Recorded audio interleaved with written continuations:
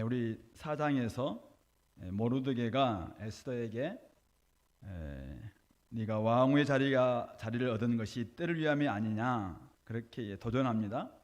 에스더는 이제 그 모르드게의 그런 도전을 듣고는 결심을 하죠. 대신 3일 밤낮으로 금식을 부탁을 하고 본인 또한 3일 금식으로 준비를 합니다.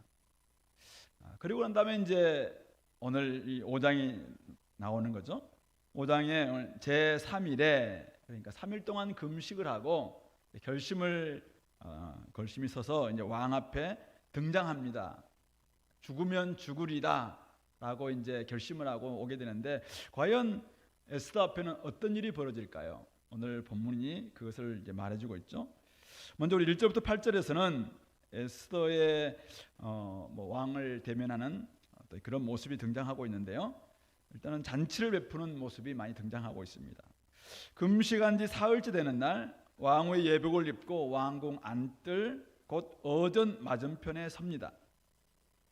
왕의 부름이 없었기 때문에 그는 죽으면 죽으리다 라는 태도로 왕 앞에 나아갔습니다.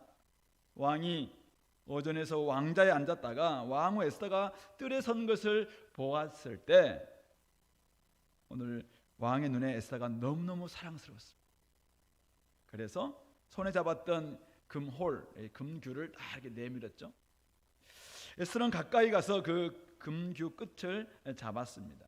이때 왕이 에스더에게 묻습니다. 네 소원이 무엇이냐? 네 요구가 무엇이냐? 나라의 절반이라도 주겠다. 나중에 6절에 보면 또다시 이야기를 하죠.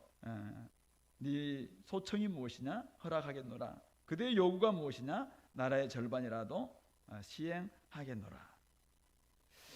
하만의 계략을 털어놓기 딱 좋은 그런 지금 시간입니다. 그런데 에스더는 왕 앞에 오늘 왕을 위하여 잔치를 베풀어 싸우니 왕이 좋게 여기시거든 하만과 함께 와달라라는 그런 부탁만 합니다. 왕은 에스더가 이렇게 벌여놓은 잔치를 참여하고 싶어서 빨리 하만을 부르라 라고 이야기했고 하만과 함께 에스더가 베푼 잔치에 참여하게 되죠. 그때 다시 왕이 재차 네 소원이 무엇이냐 라고 묻습니다.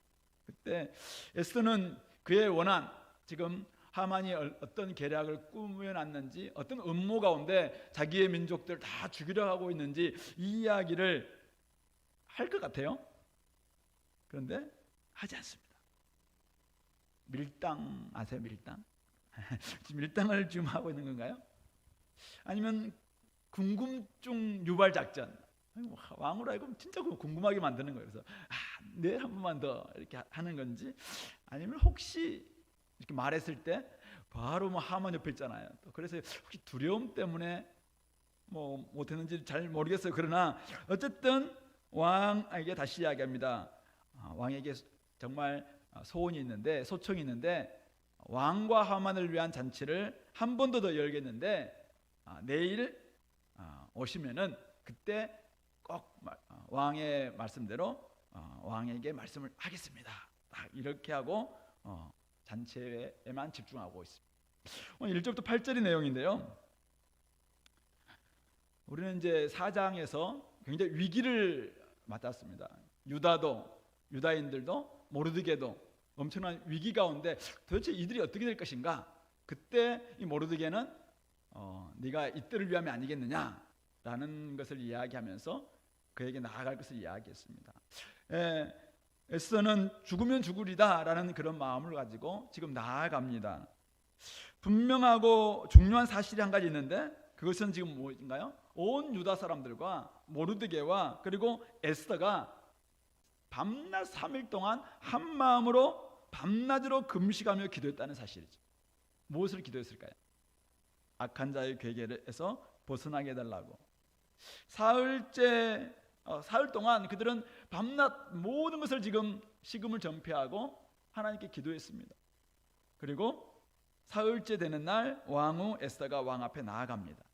이때 과연 모르드게와 온 유다 사람들은 무엇을 하고 있었을까? 성경에 나와 있지 않습니다. 여러분 상상 한번. 자, 뭘 했을까요? 3일 동안 밤낮으로 기도해달라, 금식해달라고 이야기했습니다. 그리고 3일째 되는 날 왕후는 옷을 딱 입고 왕 앞에 나아갔습니다. 이때 모든 유다 사람들과 모르드게는 3일 금식을 풀고 죽을 먹고 속을 달래고 있었을까요? 아니면 뭘 하고 있었을까요? 성경에 나와 있지 않습니다. 그래서 우리가 한번 우리의 상식을 생각하고 우리의 신앙생활을 한번 생각해 보세요. 이 일이 해결되지 않았습니다. 그리고 왕후는 왕 앞에 나아가고 있습니다. 모르드게는 여전히 대궐문에 앉아서 지금 굵은 베옷을 입고 재를 집어쓰고 지금 그 자리에 앉아 있습니다. 뭘 하고 있을까요? 3일 금식 부탁했다고 해서 딱 3일로 끝나고 그냥 이렇게 했을까요? 아마 기도했을 거라고 생각해요. 기도하지 않았겠습니까? 응답되기까지, 이 일이 어떻게 해결되기까지 그들은 기도했을 거라고 생각해요. 에스더는 부름을 받지 않고 나아갔기 때문에 왕의 심기가 불편하다면 그는 죽임당할 수 있는 그런 마음이기 때문에 지금 한마디 한마디를 내들 때마다 왕규를 이렇게 금규를 내밀었을 때 참 감사했을 거라고 생각해요. 그리고 네 소청이 무엇이냐라고 이야기했을 때 또한 하나님께 기도했을 것 같아요. 계속해서 그는 기도하는 심정으로 이렇게 좀 하고 있습니다. 당연히 모르드게도 또 그의 민족인 유다 사람들도 하늘의 왕이신 하나님께 기도하고 있을 줄 압니다. 그렇다면은 기도가 진행 중인 가운데 믿음의 발걸음을 내딛는 에스더에게는 어떤 일이 벌어질 것인가? 오늘 우리가 기도하면서 믿음의 발걸음을 내딛고 있는 하나님은 계시지 않는 것 같고 누구도 하나님을 살아계신 하나님이라고 믿지 않고 어디를 봐도 우리는 늘 열세인 것 같고 약세인 것 같은 이 세상 가운데서 우리가 한 발 한 발 내디딜 때 그런 가운데 세상 가운데서 어디에도 여호와 이름이 존재하지 않고 누구도 그 여호와 이름을 인정해 주지 않는 그런 세상 가운데서 우리가 기도하고 나아갑니다. 기도로 나아갑니다. 어떤 일이 벌어질 것인가? 오늘 에스더 5장부터 7장은 그 이야기를 우리에게 전해주고 있는 것입니다. 기도하고 왕 앞에 나아갔을 때 왕은 어전 입구를 마주보고 왕자에 앉아 있었습니다. 에스더를 보는 순간 너무나 사랑스럽다고 느꼈습니다. 손에 들고 있었던 금호를 자신도 모르게 내밀었습니다. 이것이 에스더가 경험한 첫 번째 은혜, 첫 번째 기도 응답인 것이죠. 죽으면 죽으리다. 어쩌면 정말 왕이 부름받지 않고 나가기 때문에 죽을 수 있습니다. 그런데 왕이 그를 죽지 않게 할 뿐만 아니라 죽여라라고 말하지 않을 뿐만 아니라 도리어 사랑스럽게 여기고 있습니다. 그리고 금호를 내밀고 있습니다. 지금 문제 해결에 실마리가 지금 너무나 꼬여 있어서 어디가 실의 이 끝인지, 실 끝이 보이지 않아요. 실마리를 찾아야 돼요. 근데 딱 보니까 그 순간 실마리를 찾습니다. 이제 문제 해결이 슬슬 풀리기 시작할 수 있겠다. 전적으로 하나님의 은혜이고 기도의 응답인 것이죠. 뿐만 아닙니다. 에스더가 말하기도 전에 에스더는 사실은 언제 이 말을 해야 될 것인가? 우리 느헤미야를 보면은 느헤미야도 그가 수일 동안 기도하다가 왕 앞에 나아갈 때도 잠시 묵도하고 왕 앞에 나아갑니다. 왕이 사실은 나아갔을 때 이 뭔가를 물어줘야 되는데 사실 아니면 자기가 이야기해야 되는데 쉽지 않습니다. 특별히 페르시아 황제 앞에서 이렇게 뭔가를 묻는 것 자체가 쉽지 않아요. 그런데 지금 왕이 먼저 물어줍니다. 네 소원이 무엇이냐? 요구가 무엇이냐? 나라의 절반이라도 그대에게 다 주겠노라. 2번씩이나 물어주고 있습니다. 갑자기 찾아갔지만 만나주고 묻기도 전에 물어주고 하만과 함께 오소서 하니 하만을 급히 부르라 말해주고 또 한 번 더 잔치를 베풀 때 그때 가서 말씀하겠다라고 이야기했을 때 흔쾌히 수용해주는 이것이 바로 에스더가 경험한 2번째 은혜이고 2번째 기도 응답입니다. 자, 첫 번째 기도 응답, 2번째 기도 응답, 2번째 은혜를 경험합니다. 자, 그러면 이걸로 끝날까요? 앞으로도 은혜가 계속 이어질 겁니다. 3번째, 4번째, 5번째, 6번째. 그래서 하나님의 역사는 그렇게 이루어지는 것이죠. 이번에 목회비 수련회 가서 우리 집사님들의 삶의 이야기를 첫날에 7 집사님들의 이야기를 쭉 들었습니다. 살아오면서 그들이 경험하고 있는 이야기들 또 지금 경험하고 있는 이야기들 많이 들으면서 참 하나같이 하나님의 은혜였구나라는 생각을 하게 됐습니다. 지나온 삶들이 순탄치 않았지만, 그러나 여기까지 오기까지 정말 하나님의 은혜의 연속이었다라는 것을 생각하게 됩니다. 어떤 한 분들은 뭐 정말 전도 집회 강사로 세우면 되겠다라고 할 정도로 하나님의 은혜라는 그 단어를 빼놓고 설명할 수 없는 그런 일들이 우리 삶 가운데서 계속해서 이어지더라는 것이죠. 자, 그런 분 앞에 앞으로 어떤 일이 벌어질까요? 저는 하나님의 은혜가 계속될 것이라는 것이죠. 우리의 삶이 그렇습니다. 우리가 기도하고 기도로 지금도 기도하면서 나아가는 세상 가운데 삶이 때로는 너무나 절망적인 상황이야. 앞에도 아무도 보이지 않을 것 같습니다. 실망하고 절망하고 낙심할 일들이 우리 가운데 굉장히 많을 것 같아요. 그런데 우리가 기도하고 나아갔습니다. 그리고 기도하고 지금 진행 중입니다. 그러면 어떤 일이 벌어질까요?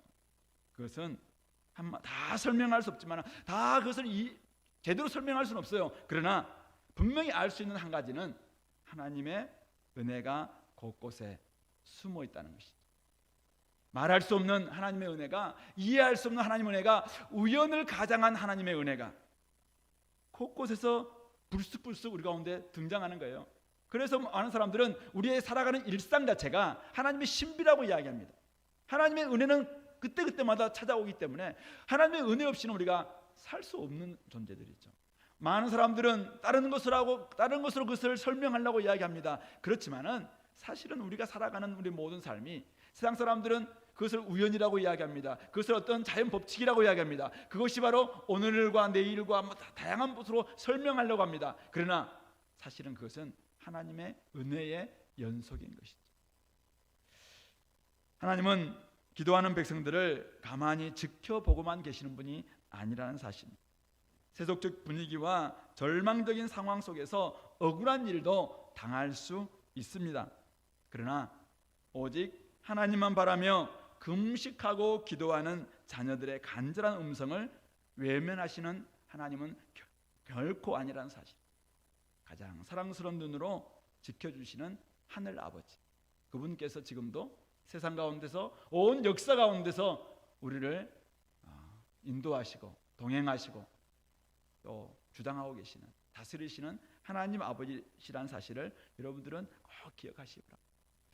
앞이 잘 보이지 않는 힘든 상황이지만은 한번 제가 해보겠습니다, 믿음으로 한번 해보겠습니다, 죽으면 죽으리다 라는 마음으로 용기를 내서 믿음으로 살아가는 혹시 그런 자녀들이 있다면은, 사실은 자녀들이 죽도록 가만 놔두는 부모가 없듯이 하나님께서도 결코 우리를 실패하도록, 패배하도록, 그냥 비참하게 죽도록 내버리지 않는다는 사실. 어떤 때는 너무 절망적인 상황까지도 올 수 있어요. 그러나 결국 하나님께서는 가장 선한 길로 우리를 인도하시는 분이시죠. 때를 따라 돕는 은혜를 얻기 위해서 은혜의 보좌 앞에 담대히 나아갈 것을 히브리서서는 이야기하고 있습니다. 그렇습니다. 하나님은 때를 따라 돕는 은혜를 주시는 분이십니다. 여러분들이 은혜의 보좌 앞에 나아가서 기도할 때마다 하나님은 여러분들에게 때를 따라서 가장 적절하게 도움을 주시는 분이세요. 가장 적절한 은혜를 주시는 분.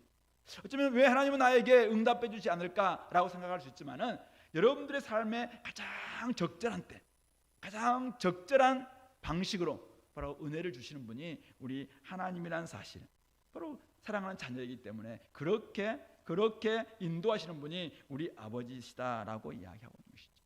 그러므로 우리가 이 땅에 세속적인 세상 가운데 살아갈 때 기도하고 믿음으로 나아갔으면 좋겠습니다. 자신의 영혼에게도 오늘 다윗이 우리 시편에서 주장하고 있는 것처럼 내 영혼아 어찌하여 낭망하고 있느냐, 잠잠히 하나님만 바라라. 자기 영혼에게도 주장하고, 자기 영혼에도 요청하고, 자기 영혼에도 명령하면서 담대하게 나아갈 수 있기를 바랍니다. 우연 같지만은 하나님의 은혜와 하나님 신비가 여러분들의 삶을 결국 아름답게 하나님의 역사로 만들어갈 줄로 믿습니다. 그러므로 하나님보다 너무 앞서려고 하지 말고, 또 잠시 잠깐 기도하다가 또 하나님은 역시 나는 안 되는구나 생각하면서 세상 너무 의지하지도 말고, 오직 주님의 다스리심을 바라면서 하나님의 때를 기다리며 기도로 나아가는 저와 여러분들이 다 다 될 수 있기를 바랍니다. 이제 우리 두 번째 구절부터 보겠는데요. 이 하만이 등장하고 있습니다. 근데 하만은 천하를 얻은 것처럼 마음이 기뻐 즐거운 기분으로 대궐을 나서고 있죠. 왜냐하면은 사실은 그 많은 신하들 중에서 지금 왕과 자기만, 이 왕후가 그것도 두 번씩이나 처음 오늘 잔치 베풀었는데 내일 잔치까지 또 이렇게 초대했거든요. 그러니까 너무 기뻐서 대궐문을 나서고 있습니다. 그런데 모르드게가 그 대궐문 앞에 있으면서 여전히 지금 기분이 너무 좋아서 딱 나가고 있는 하만을 쳐다도 안 봅니다. 쳐다도 안 보고 아예 몸을 움직일 생각도 하지 않습니다. 일어나지도 않고 몸을 움직이지도 않습니다. 속에서 이런 것이 올라옵니다. 네, 심히 노합니다. 매우 노했다라고 구절은 이야기하고 있죠. 그러나 너무 좋은 일이 기다리고 있잖아요. 내일 왕후한테 간다. 이걸 참고 집으로 돌아와서 자기 친구들에게, 아내에게 아내를 다 부릅니다. 아내와 친구들을 다 부르죠. 그때 11절 자기의 큰 영광과 자녀가 많은 것과, 자녀를 나중에 9장 보면은 10명이 되거든요. 10명. 자녀가 많은 것과 왕이 자기를 들어 왕의 모든 지방관이나 신하들보다 높인 것 다 말합니다. 지금 왕이 나를 지금 왕 다음으로 높여줬다라는 이야기를 막 지금 자랑하는 것이죠. 뿐만 아니라 12절에서는 왕후 에스더가 그 베푼 잔치에 왕과 함께 허락받은 자는 나밖에 없었다. 그런데 또 내일도 왕과 함께 오라고 한다. 얼마나 기분이 좋아서 정말 우쭐한 마음에서 이렇게 이야기를 하고 있는 것이죠. 왜냐하면 당시에 그 페르시아에서는 자기 아내를 그 여러 사람들에게 잘 초대하거나 또 이렇게 알리지 않았답니다. 잘 이렇게 소개시키지 않았대요. 굉장히 귀하게 이렇게 여기는 자기 아내를 왜인지 모르겠지만 좀 개인 소유로 생각했는지 몰라도 어쨌든 많은 사람들에게 알리지 않았대요. 그런데 지금 왕후의 잔치에 자기를 두 번씩이나 초대하고 있으니까 왕후가 얼마나 지금 기분이 좋았겠습니까? 그러다가 갑자기 누가 생각이 나는 거예요. 너무 기분이 좋아서 막 이야기하는데 갑자기 모르드게가 열받아. 그러면서 13절에 뭐라고 해야 합니까? 유다 사람 모르드게가 대궐문에 앉은 것을 보는 동안에는 이 모든 일이 만족하지 않다. 내가 지금 너무너무 기분이 째지는데 그 모르드게 그놈만 생각하면 열받 미치겠다. 한마디로 이런 말입니다. 그때 아내 세레스와 모든 친구들이 한마디 딱 제안을 합니다. 긴 장대, 즉 50규빗 되는 약 23m쯤 되는 나무 장대를 세우고 거기에 모르드게를 딱 달아서 모든 사람들이 다 보도록 하고, 그러고 난 다음에 그렇게 할 수 있도록 왕께 구하고, 그 정도로 지금 이 하만은 그런 권세가 있다 이 말이겠죠. 그래서 왕의 허락을 받아서 이 모르드게를 장대에 딱 높이 달고, 그런 다음에 왕과 함께 즐겁게 잔치에 가십시오라고 이렇게 제안을 하는 거예요. 그러니까 하만이 그 말을 좋게 여기고 명령을 합니다. 당장 50m나 되는 장대를 세워라. 50규빗 되는. 그래서 긴 장대를 세웠다라는 것이 오늘 5장 후반부의 내용인 것이죠. 우리는 사실은 지금 이 에스더 내용을 다 알고 있잖아요. 그래서 재미가 없죠. 이거 몰라야 돼요. 이 이야기는 몰라야지 굉장히 긴장이 될 텐데 우리 다 알고 있어. 그죠? 묶고 될 거고 뭐 그래서 이렇게 됐다 다 알고 있으니까 긴장감이 없어요. 근데 이게 전혀 모르는 사람이, 그리고 이게 당시의 독자들, 그리고 당시의 주변에 있는 사람들이 이렇게 썼을 때 지금 특별히 유다 사람들, 그리고 모르드게, 에스더, 지금 하만이 장대를 세웠다. 그리고 거기에 모르드게를 달고 왕후의 잔치에 참여하게 된다더라. 딱 이야기가 막 쫙 퍼져요. 그때 사실 우리는 엄청난 긴장감 있지 않겠습니까? 어떤 긴장인가요? 도대체 에스더는 왕의 잔치 앞에서 어떤 요구를 할 것인가? 그리고 그 요구대로 들어줄 것인가 말 것인가? 그리고 지금 오늘 이 모르드게를 달기 위해서 긴 장대를 세우고 있는데 과연 모르드게는 어떻게 될 것인가?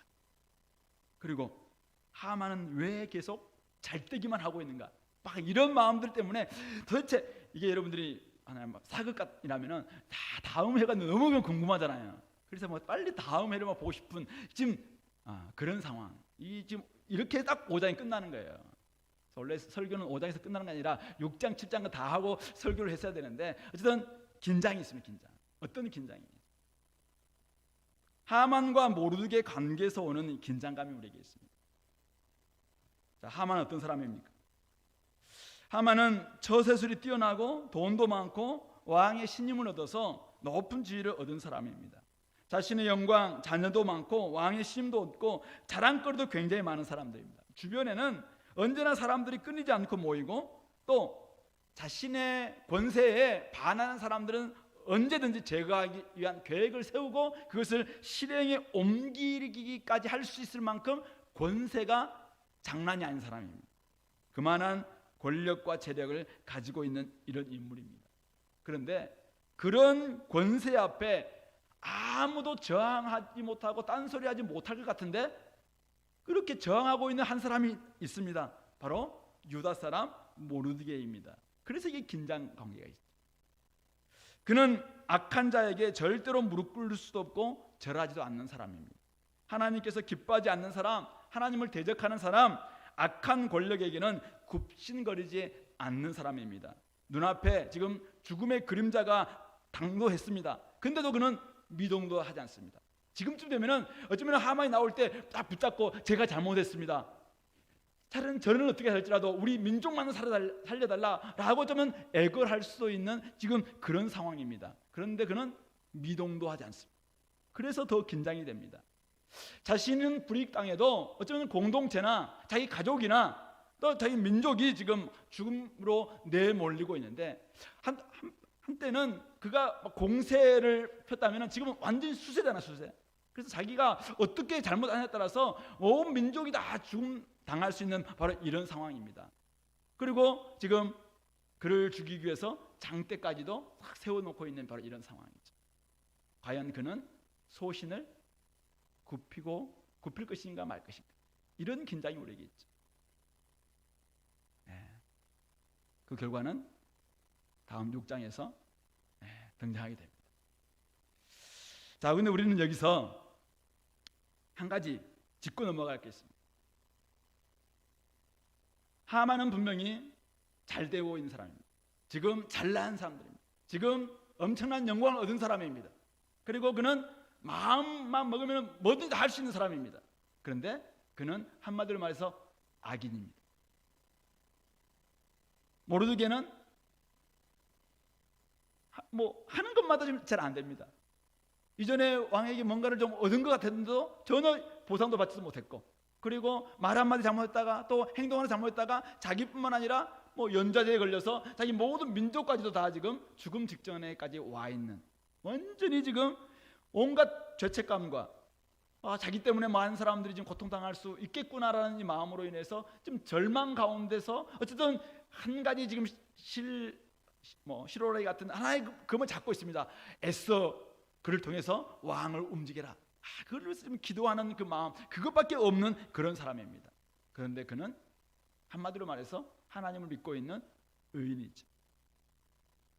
우리는 여기서 나는 악인인가 의인인가 입장을 분명히 표명해야 합니다. 악인은 현재 자신이 누리는 영광을 자랑하고 자고합니다.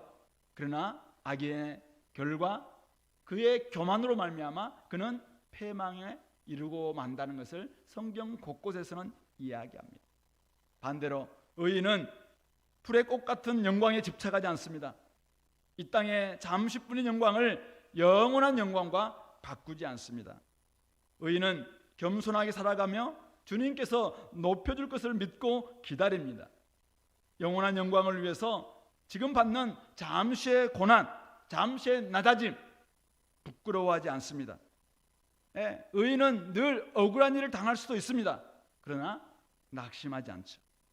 대신 조용히 하나님 앞에 나아가 기도하며 하나님께서 열어주실 길을 열어주시는 그 길로 걸어가는 사람입니다.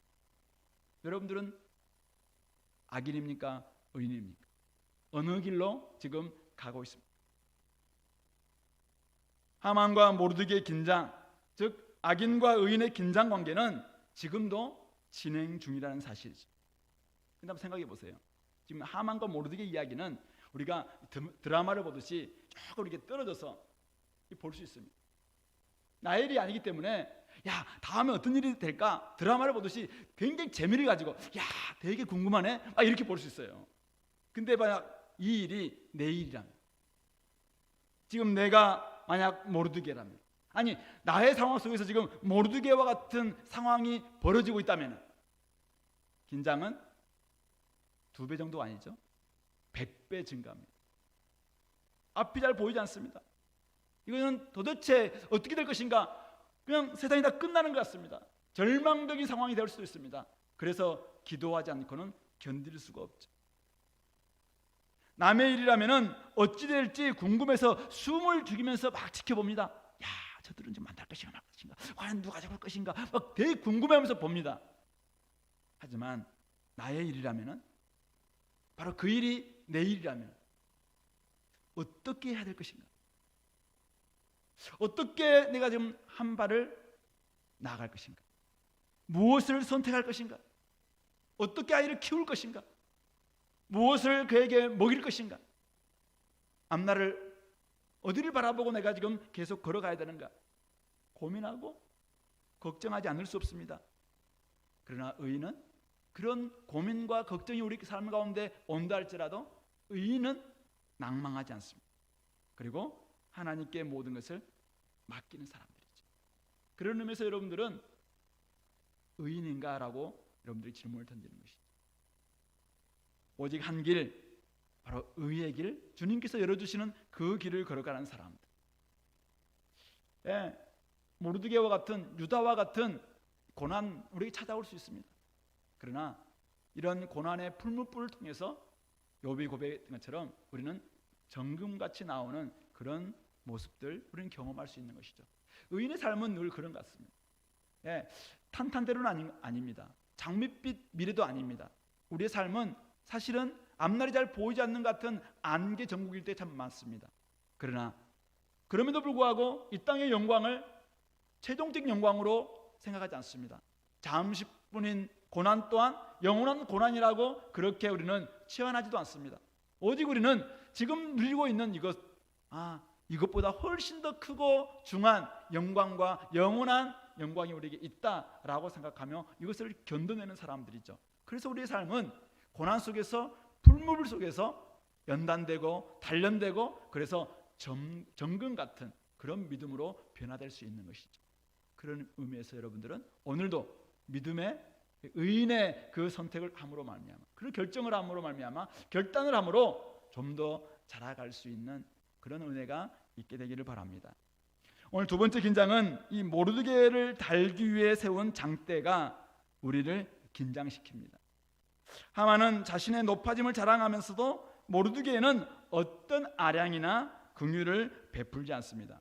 그는 자기의 친구들과 자기 세력들에게는 끊임없이 많은 것을 베푸는 것 같은데도 자기를 반대하고 자기와 좀 다른 사람들에 대해서는 전혀 아량 베풀지 않습니다. 그 자체를 약함과 패배로 여깁니다. 높은 권세를 가진 자이기 때문에 당연히 칼과 힘으로 다스려야 한다라고 그는 생각합니다. 반대 세력 무조건 처단하는 게 당연하다, 이게 바로 그들의 논리죠. 그런데 그들 속에는 사람을 하나님의 형상으로 보지 않습니다. 물질로 보는 유물론자들입니다. 반대 세력을 숙청하되 피해 숙청을 감행하는 공산주의자들, 유물론자들입니다. 그런데 이 땅에서 여전히 악인들이 함께 뭔가 다르다는 이유 때문에 다른 사람들을 못 살게 굴고 힘들게 만들고 끊임없이 아량 베풀지 않고 긍휼 베풀지 않고 밀어내고 죽이고 짓밟는 그런 사람들 또한 사람들을 하나님의 형상으로 보지 않고 사람을 물질로 보는 거예요. 그냥 유물론자들이죠. 그래서 그가 세운 이 교수대를 보면서, 그가 세운 이 긴 장대를 보면서 우리는 긴장하지 않을 수가 없는 것이죠. 또 얼마나 많은 사람을 죽일까. 그리고 의인 하나님을 믿는 모르드게는 과연 어떻게 될 것인가? 어떻게 될까요? 7장에서 그 결과가 나옵니다. 그런데 오늘 이 본문에서는 에스더는 사실은 왜 이 왕 앞에 나아갑니까? 왕 앞에 나아가는데 하만을 잡기 위해서 나아가죠. 근데 그 전략이 잔치를 베풀면서 나아갑니다. 잔치 전략으로 나아갑니다. 근데 오늘 하만은 지금 모르드게를 죽이려고 또 왕 앞에 나아갑니다. 나중에. 근데 긴 장대, 교수대를 세우면서 나아갑니다. 에스더의 잔치와 하만의 나무, 하만의 교수대, 이게 지금 굉장히 이 안에 좀 이렇게 대조적으로 보이고 있습니다. 자, 이럴 때 하나님께서는 어떻게 이 상황을 인도할 것인가? 우리는 믿는 사람들이기 때문에 다 압니다. 성경은 하나님의 반응에 대해서 이렇게 표현하고 있습니다. 우리 시편 2편 잠깐 볼까요? 시편 2편.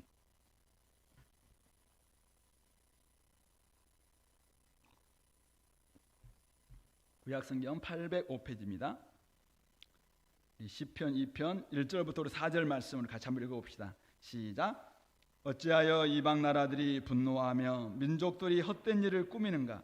세상의 군왕들이 나서며 관원들이 서로 꾀하여 여호와와 그의 기름 부은 받은 자를 대적하며 우리가 그들의 맨 것을 끊고 그의 결박을 벗어버리자 하는도다. 하늘에 계신 이가 웃으시며 주께서 그들을 비웃으시리로다. 아멘. 계속해서 이야기합니다. 하나님께서 분을 바라며 진노하신다고 이야기하시고 있고, 또 9절에서는 내가 철장으로 그들을 깨뜨리며 질그릇같이 부수리라 라고 이야기하시면서 10절 그런즉 군왕들아 너희는 지혜를 얻으며 세상의 재판관들아 너희는 교훈을 받을지어다. 여호와를 경외함으로 섬기고 떨며 즐거워할지어다. 그의 아들에게 입맞추라. 이렇게 이야기하면서 여호와께 피하는 모든 사람이다 복이 있다 라고 이야기합니다. 세상의 방식에 대해서, 세상에 이렇게 남들을 죽이려고 하는 이런 방식에 대해서 하나님께서는 비웃는다라고 이야기합니다. 그들의 계략을 한마디로 무의로 돌리신다는 것입니다. 이 땅에서 그렇게 하실 때도 있고, 사실은 다음 세대에 그렇게 하실 때도 있고, 최종적으로 메시아 통치를 통해서 그렇게 행하시겠다라는 것이 시편 2편에서 이야기하고 있는 바입니다. 우리는 하나님의 모략, 하나님의 지혜가 사실은 인간의 아무리 뛰어난 지혜보다 계략보다 훨씬 더 뛰어나다라는 것을 우리 고린도전서에서 우리 다 배웠습니다. 하나님의 어리석음은 사람보다 지혜롭고 하나님의 약하심은 사람의 강함보다 더 강합니다. 그렇기 때문에 하나님의 어리석음인 십자가에 달리시는 그리스도가 인류를 구원하시는 하나님의 지혜인 것이죠. 그러므로 우리는 이 땅 가운데서 우리가 어떤 일을 우리가 벌일 때마다 우리가 세상의 이런 방식, 어떻게든지 교수대를 세우고 나무를 세워서 누군가를 죽이려고 하는 이런 방식은 결국은 하나님의 지혜에 맞지 않는 방식. 어쩌면 우리는 죽는 것이 사는 것임을 아는 사람들입니다. 내가 손해보는 것이 다른 사람들을 유익하게 하는 것임을 우리는 잘 알고 있습니다. 하나님 편에 제대로 붙어 있다면 결국 하나님의 지혜인 십자가가 하나님의 모든 원수도가 거기에서 멸망시키고, 사실은 패배한 것 같다 할지라도 거기에서 온전한 승리가 있습니다. 그러므로 우리는 하나님의 지혜인 십자가를 부끄러워하지 않습니다. 십자가의 방식에 대해서 우리는 부끄러워하지 않습니다. 이 땅 가운데로 살아갈 때 십자가의 삶을 우리는 부끄러워하지 않고 도리어 자랑하는 그런 삶이 될 수 있는 것이죠. 하나님 백성들을 죽이려는 음모와 계략은 지금도 진행 중입니다. 그런 의미 속에서 우리는 사실은 긴장관계가 계속되고 있습니다. 긴 장대를 세우고 하나님의 백성을 없애려고 하는 사탄의 계략은 곳곳에서 진행되고 있습니다. 지금은 나무가 아니죠. 다양한 방식으로 교회를 넘어뜨리려고 합니다. 성도들을 넘어뜨리려고 합니다. 그러나 우리가 하나님께서, 하나님의 지혜가, 하나님의 모략이 그들의 지혜보다, 그들의 계략보다 훨씬 뛰어나다라는 것을 믿는다면 우리가 그 앞에서 하나님의 지혜 안으로, 십자가 안으로 들어오는 것, 그것이 결국은 우리가 교회가 승리하는 길입니다. 교회를 넘어뜨리려고 한다고 해서 교회가 그들을 넘어뜨리려고 하고 그들을 맞대응하려고 하고 그들에게 똑같은 훨씬 더 크게 내가 갚아주겠다, 이렇게 하는 방식은 세상의 방식입니다. 하나님의 백성으로 사는 것보다 땅의 시민으로 사는 것이 더 좋아 보이게 만드는 그런 사탄의 시험도 우리 가운데 있습니다. 그럴 때 우리는 어떻게 할까요? 여전히 우리는 때로는 눈물 나는 일이 있다 할지라도 그런 가운데서도 여전히 하나님의 백성으로 살는, 천국 백성으로 사는 것이 무엇인지 우리 깨닫고 그렇게 우리가 겸손하게 살아가는 것입니다. 옆에 있는 사람들이 아무리 우리를 막 네 부럽지 이야기하면서 그냥 이 땅에서 삶의 그 영광을 막 우리가 들는다 할지라도 훨씬 더 강한 권력과 권세를 가지고 우리에게 그냥 막 우리를 비운다 할지라도 우리는 원수 갚는 것은 우리에게 달려있지 않다, 하나님께 달려있다라는 것을 우리는 믿으면서 하나님께 모든 것을 맡기고 우리는 천국의 시민으로서 천국의 백성으로서 이 길을 걸어가는 것입니다. 도대체 교회가 어떻게 될까 긴장됩니다. 세상의 방식이 워낙 교묘하기도 하고 계략이 너무 뛰어나기도 하고 어떨 때는 그 앞에서 우리가 다 넘어질 것 같은, 요즘 무슨 코로나 상황 속에서 우리 박 목사님이 그러시더라고요. 가장 손해가 있는 곳이 어딘가 할 때 교회인 것 같다고, 가장 많은 피해를 입은 곳이 지금 교회인 것 같다고. 사실 그런 것 같아요. 교회는 뭐 이것도 안 되고 저것도 안 되고, 지금 사회에서 얼마 전에 통계조사 이렇게 나온 거 보니까 종교에 대해서 가장 지금 미래에도 종교에 대한 희망이 없는 것, 그러니까 종교에 대해서 너무나 갈수록 더욱더 이 신뢰도가 떨어져 있는 이런 상황이 지금 되어 있는, 너무 지금까지도 그렇지만은 앞으로도 아마 그럴 것 같아요. 이런 상황 속에서 교회가 과연 어떻게 될 것인가 긴장되는 부분이 없잖아 있긴 있습니다. 그러나 오늘 우리에게 성경을 주신 이유가 무엇일까요? 특별히 오늘 에스더와 같은 이 역사서를 주신 이유는 분명합니다. 그것은 페르시아의 압제 속에서도, 특별히 하만의 계략 속에서도, 숨이 거의 끊어질 것 같은 이런 응급 상황 속에서도 끝내 성도는, 유다인은, 하나님을 믿었던 유다 사람들은 자유를 얻었고 회복되었고 승리했고, 그래서 그들은 하나님을 찬양하게 되었더라라는 그 이야기를 우리에게 알려주고 있습니다. 지금도 성도가 어떻게 될 것인가, 교회가 어떻게 될 것인가, 믿는 우리의 삶이 어떻게 될 것인가 긴장해 있습니다. 왜냐하면 세상이 너무 잘 되는 것 같으니까. 그래서 우리도 저들을 따라갈 것인가, 저들에게 타협할 것인가, 저들 가운데 우리가 무릎을 꿇을 것인가, 내 속에서도 막 갈등과 긴장이 생길 수 있어요. 긴장은 계속됩니다. 그런데 그럼에도 불구하고 성경을 읽는 이유는 무엇인가요? 역사서를 읽는 이유는 무엇인가요? 그래서 바로 하나님 편에 온전히 붙어 있으므로 하나님이 주시는 바로 때를, 그 평안의 때를, 하나님의 그 승리의 때를 대비하고 내일을 준비하기 위해서 우리가 시험에 넘어지지 않을 것을 결단하는, 바로 이것이 성경을 읽는 이유입니다. 이것이 바로 오늘 역사서를 우리가 공부하는 이유인 것입니다. 오늘 저와 여러분들은 5장을 통해서 도대체 어떻게 될 것인가 궁금증이 굉장히 많습니다. 우리는 6장, 7장에 가서 그 반전을 보게 될 것입니다. 그런데 오늘 우리가 쓰고 있는 역사는, 오늘 우리의 삶에 쓰여지고 있는 하나님의 역사는 어쩌면은 에스더 3장과 같아요. 에스더 4장과 같습니다. 에스더 5장 어디쯤일 것 같아요. 그러다 보니까 잘 풀리지 않습니다. 청년의 삶인데 그렇게 밝지 않아요. 그렇게 막 푸르지 않아요. 그래서 청년이 없는 것 같고, 그래서 너무나도 암울하기도 하고, 대학을 졸업할 때 됐는데 졸업 이후의 삶이 보이지 않아요. 어디를 가도 시원하게 말해주고 있는 대안이 없어요. 남북관계도 엉망진창으로 좀 가고 있어요. 그래서 우리는 또 어떻게 될지 몰라요. 그래서 우리는 하나님은 계시지 않는 거 아니냐, 하나님은 나에게는 관심이 없는 거 아니냐. 그런데 성경은 우리에게 너가 쓰고 있는 지금 역사는 에스더 3장이라고 이야기하고 있습니다. 너는 에스더 4장에 들어와 있다라고 이야기합니다. 아니, 에스더 5장 어디쯤일 수 있어요. 그래서 우리 속에는 긴장이 있습니다. 갈등이 있어요. 야, 어떻게 해야 되나 고민이 됩니다. 궁금합니다. 나의 미래가 어떻게 될 것인가. 그러나 성도 여러분, 여러분은 확신을 가지시기 바랍니다. 진짜 하나님을 믿는다면은 여러분들은 결국 6장, 7장의 반전을 넘어서 8장, 9장으로 이어지고 10장, 완전한 회복이 우리 가운데 있음을 우리는 기억해야 할 것입니다. 실망하지 마시기 바랍니다. 낙심하지 말기 바랍니다. 청년의 삶에 눈물과 힘듦은 정도 차이는 좀 있다 할지라도 우리가 젊었을 때도, 제가 20대 때도 참 많이 힘들었습니다. 또 다른 힘듦이 있었습니다. 지금과는 다른 힘듦이었습니다. 그래서 갈등했습니다. 너무나도 힘들었습니다. 수많은 사람들이 감옥에 갔습니다. 그러나 그런 가운데서도 여전히 기도하는 청년들이 있었습니다. 그래서 하나님께 소망을 두었던 그런 사람들이 있었습니다. 좀 더 나아지는 것 같은 모든 사람들 취직되는 그런 날들이 있었습니다. 얼마든지 대학생들은 다 취직됐던 그런 때도 있었습니다. 그러나 그들의 삶이 물질의 향락 속에서 신앙을 잃어갔습니다. 그래서 그들은 가운데서 청년으로서 30대 고민들이 사실 있었습니다. 오늘 우리 삶도 마찬가지죠.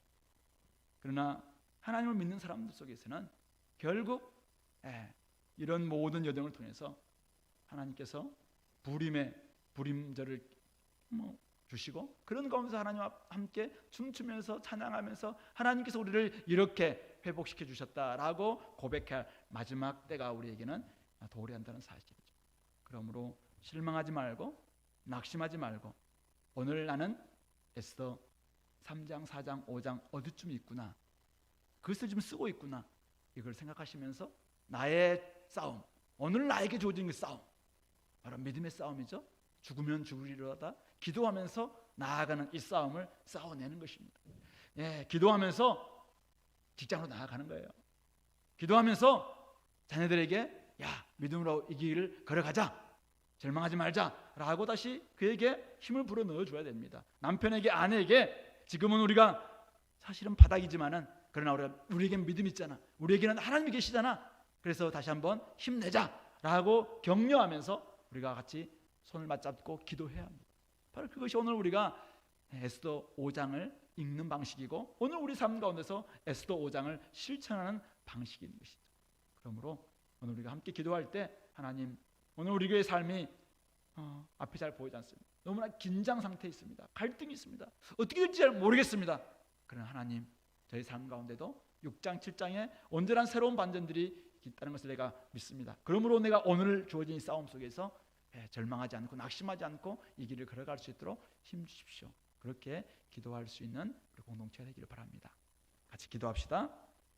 오늘 말씀을 좀 기억하면서 좀 에스더의 믿음으로 나아갔던, 죽으면 죽으리로다 용기를 가지고 나아갔던 그런 삶 위에 하나님의 은혜가 첫 번째, 두 번째 계속 펼쳐질 것 같습니다. 우리의 삶도 마찬가지입니다. 믿음으로 기도하러 나아갈 때 하나님께서는 우리에게 계속 은혜의 연속을 곳곳에 정말 숨겨져 있지만 신비처럼 나타난 은혜가 우리 삶을 새롭게 할 줄로 믿습니다. 그런 은혜 가지고 나아가게 달라고 기도했으면 좋겠고, 하만의 계략 때문에 우리 삶에 긴장이 있지만 이 긴장을 정말 지금 우리가 그 때문에 낙심하지 않게 도와주시고 하나님께서 이루실 새로운 반전을 기대하면서 또 믿음으로 승리하게 달라고 나에게 좀 주장하면서 나의 영혼아 좀 이기자, 하나님을 바라자, 이렇게 기도하면서 나아갈 수 있기를 바랍니다. 기도합시다.